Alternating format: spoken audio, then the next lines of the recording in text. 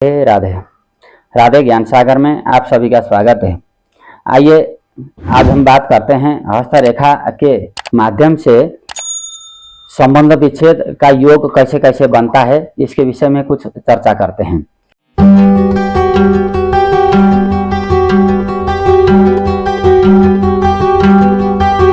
सबसे पहले लेते हैं शुक्र पर्वत। शुक्र जो कि हमारे जो है जीवन साथी का कारक ग्रह है और शुक्र क्षेत्र भी से भी हम जीवन साथी के साथ रिलेशन अच्छा बुरा ये देखते हैं।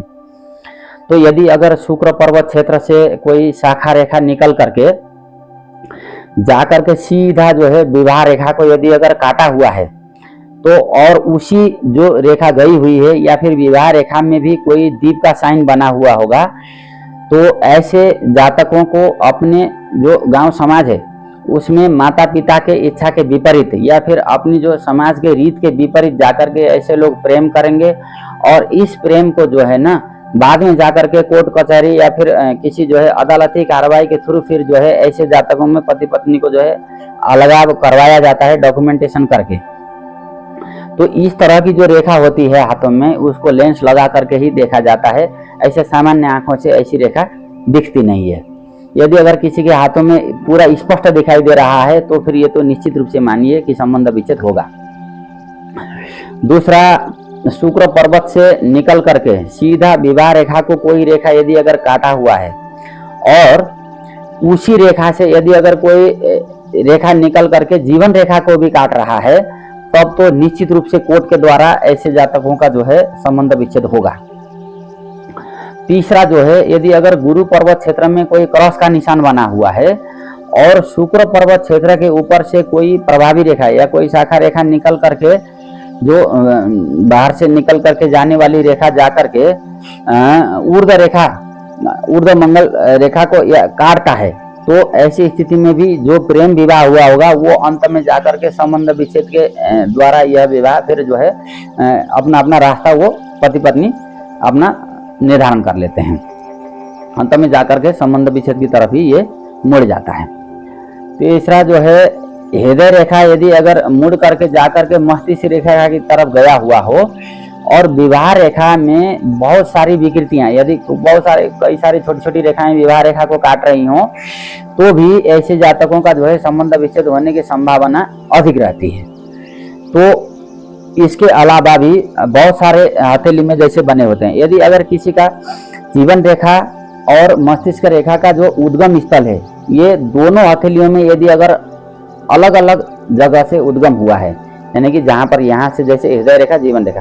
तो दोनों रेखाओं का उद्गम स्थल अलग अलग है, तो भी ऐसे लोगों का जो है जीवन साथी के साथ जो है तनाव रहता है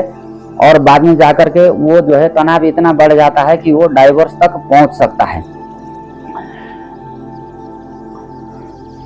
इसके अलावा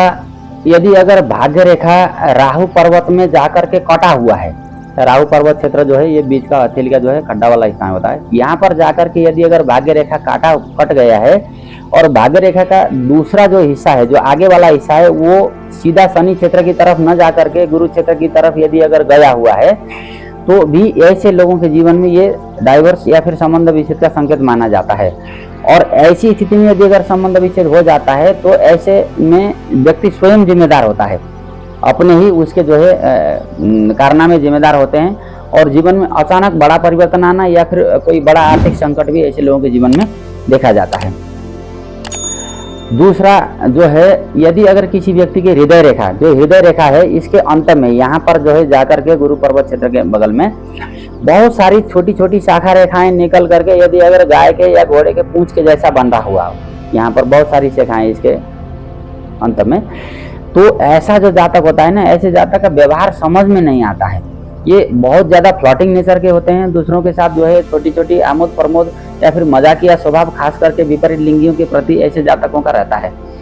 तो ये सिलसिला भी यदि अगर प्रेम में या फिर पति पत्नी विवाह के पश्चात भी ये संभवतः बना रहता है,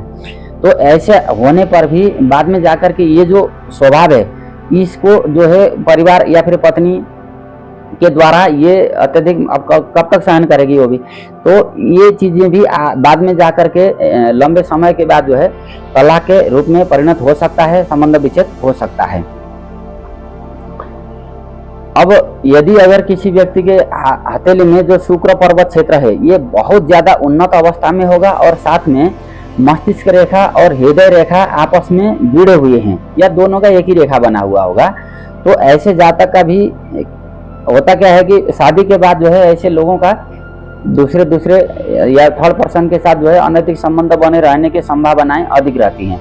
और विवाह रेखा भी, यदि अगर विवाह रेखा के भी बीच में कटा हुआ है तो भी ऐसे जातकों का जो है विवाहेतर संबंध बन सकते हैं और घर में नित्य प्रति झगड़े के वातावरण बनते रहते हैं, जो चल करके आगे संबंध विच्छेद में परिणत हो सकता है। और भी बहुत सारे कारण। अब यदि किसी व्यक्ति का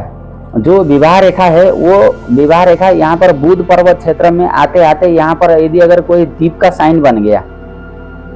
या तो ऐसे जातकों का प्रेम अगर करते होंगे तो प्रेम के दौरान ही कोई अप्रिय घटना घट सकती है। और विवाह रेखा में यदि अगर द्वीप बना हुआ है तो घर में उसकी हिंसक प्रवृत्ति अधिक रहेगी, क्रिमिनल प्रवृत्ति, घर में मार पिटाई करना, पत्नी के साथ झगड़े करना,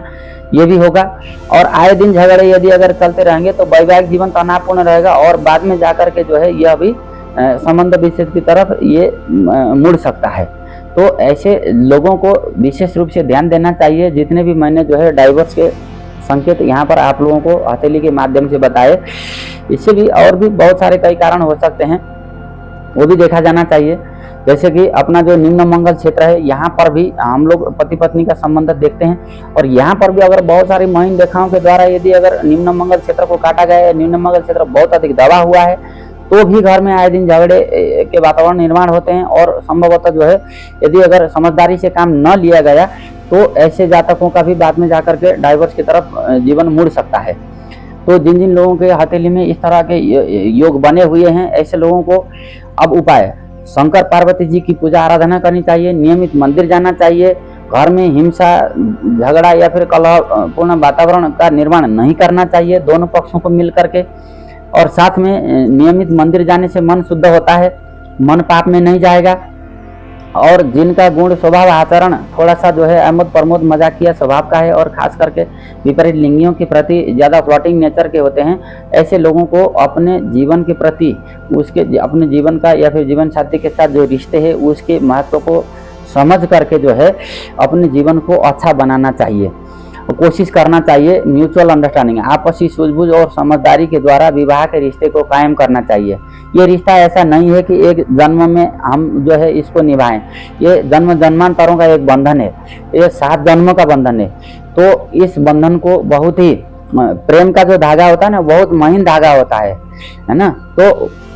उस धागे को कभी भी टूटने नहीं देना चाहिए, विश्वास और भरोसे को कभी भी टूटने नहीं देना चाहिए। और साथ में जो है त्याग, समर्पण, बलिदान और उत्तरदायित्व की भावना को दोनों पक्षों के द्वारा, पति पत्नी को द्वारा जो है लेकर के चलना चाहिए, तब जाकर के जीवन जो है सुमधुर बना रहता है और ये सब जो है परेशानियां जीवन में नहीं आती हैं। राधे।